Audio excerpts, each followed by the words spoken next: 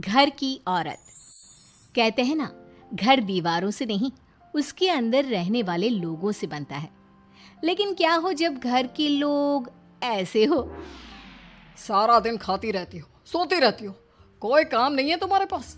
ऊपर से बहू के आ जाने के बाद तो तुम और निकम्मी हो गई हो।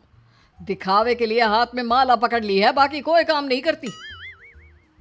अरे कैसी बात कर रहे हैं? अब तो बहू आ गई है, अब तो मेरी बेइज्जती करना बंद कर दीजिए। जैसे तैसे मेरी तो जिंदगी कट गई, गालियां खा खा कर। अरे उस बेचारी को तो छोड़ दीजिए। तभी बेटे के जोर जोर से चिल्लाने की आवाज आती है। कहा था ना तुमसे रिजाइन कर दो, क्यों नहीं किया? और ये पर्स लटका कर कहाँ निकली? चलो कमरे में, काम करो घर का। बहू बेटे की लड़ाई सुनकर सास ससुर बाहर आ जाते हैं। सामने खड़ी होती है नई नवेली बहू रीमा। देख लीजिए माँ जी, शादी से पहले तो मेरे माँ पापा के सामने कहा था कि शादी के बाद नौकरी करने देंगे, लेकिन अब क्या कह रहे हैं? तो तुम माँ जी को क्यों बोल रही है बहू? तब उसका मन रहा होगा, अब नहीं है। पर पिताजी, उसके मन से मेरा करियर तो नहीं चल सकता ना। ससुर को बहू की बात पर गुस्सा आ जाता है। वो बेटी की तरफ देखता है। पापा से जबान लड़ाती है, रुक। ये बोलकर वो पत्नी को खींचकर कमरे में ले जाता है और बंद कर देता है। ये सब देखकर सास दुखी हो जाती है। पति के जाने के बाद सास बेटी से कहती है, देख बेटा, अब जमाना कुछ और है। तेरे पिता ने घर में औरतों की कद्र नहीं की, लेकिन तू ऐसा ना बन। शहर की समझदार पढ़ी लिखी लड़की से शादी की है तूने, उसका ख्याल रखा कर, तमीज से पेश आया कर। जा, बहू को कमरे से बाहर ले आ। लेकिन बेटा नहीं मानता और बहू कमरे में सारा दिन बंद रहती है। शाम को बेटा बाहर जाता है कि सास चाय और बिस्कुट लेकर बहू के कमरे में जाती है। बहू बेटा ये ले, चाय पी ले। रो रो कर कैसी शक्ल बना ली है बेटा। माँ जी, ये कैसे लोग हैं? आप कैसे मैनेज कर रही हैं? ऐसे थोड़ी ना होता है माँ जी। घर की औरतों को तो पिताजी और ये इंसान समझते ही नहीं। क्या करूं बेटा, मैंने तो जैसे तैसे सह लिया, लेकिन तू ना सहना। दोनों बात कर ही रहे थे कि ससुर आ जाते हैं। अच्छा, तो अब बहू को भड़का रही हो? बहुत दिन हो गए मार खाए, अब क्या बहू के सामने खाओगे? जाओ यहाँ से, और जरूरत नहीं है ज्यादा इस लड़की को सर पर चढ़ाने की, समझी? बहू को ससुर की बात पर गुस्सा आ जाता है, लेकिन वो कुछ नहीं कहती। आए दिन बहू देखती है कि कैसे उसकी सास और उसके साथ उसका ससुर और पति गंदा व्यवहार करते हैं। फिर एक दिन, ये क्या बनाया है? खाना बनाना नहीं आता क्या? ये बोलकर वो खाने की भरी सारी थाली फेंक देता है। अरे बेटा कोई बात नहीं, शांत हो जा, मैं अभी बाहर से कुछ मंगवा देता हूँ। हाँ पापा, ऑर्डर करिए। ऐसे खाने से तो पेट भरने से रहा। वैसे खाना तुमको बनाना आता नहीं और बाहर जाकर नौकरी करना चाहती हो।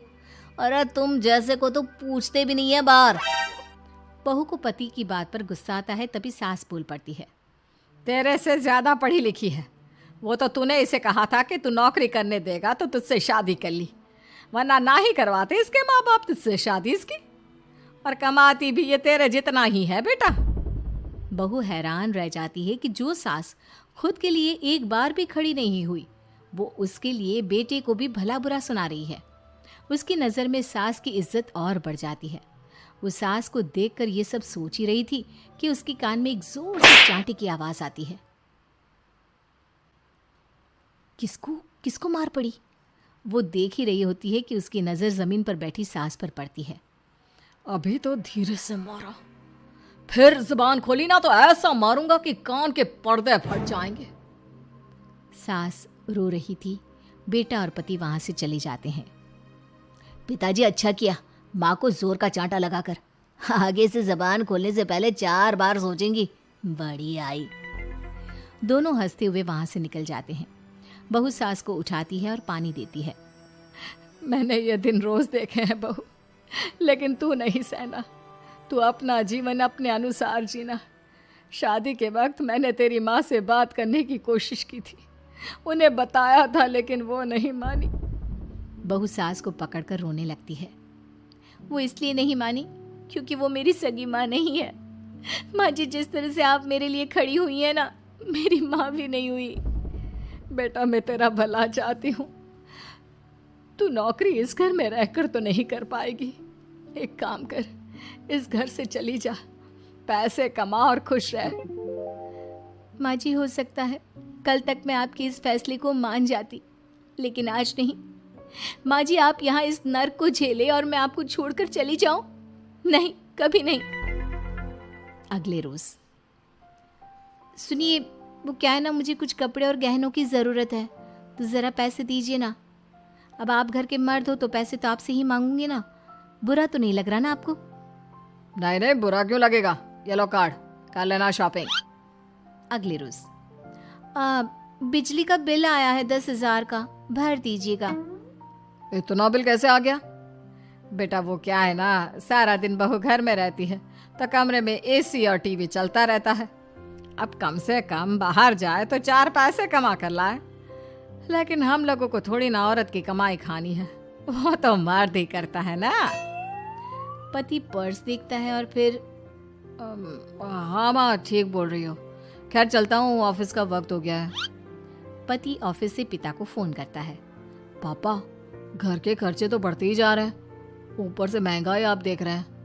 मैं सोच रहा हूँ क्यों ना मीना को नौकरी के लिए हाँ कर दूँ, 4 पैसे ही लाएगी ना घर में।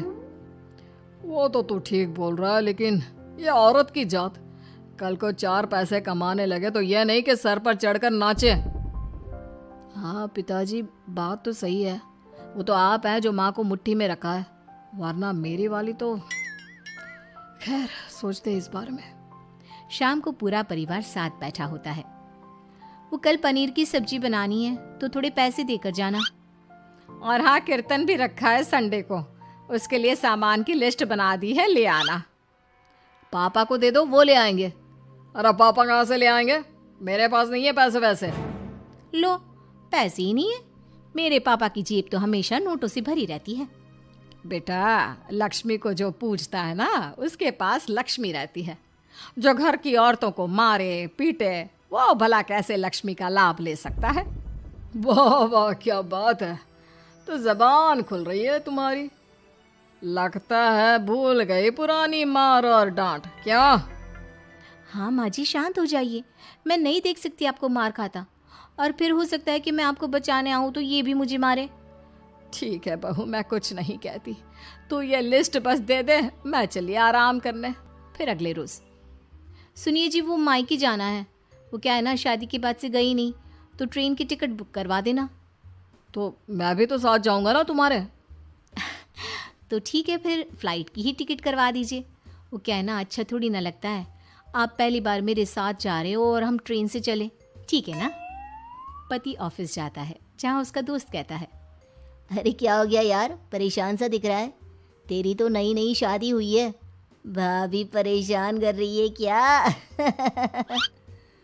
अरे नहीं यार, तू तो जानता है थोड़ी सी कमाई में घर चलाना मुश्किल हो रहा है, तू कैसे मैनेज करता है यार? कैसे क्या यार, तू जानता है ना मेरी बीवी रिया को, वो टीचर है, फिर घर में ट्यूशन करती है, साथ में बच्चे भी पढ़ लेते हैं।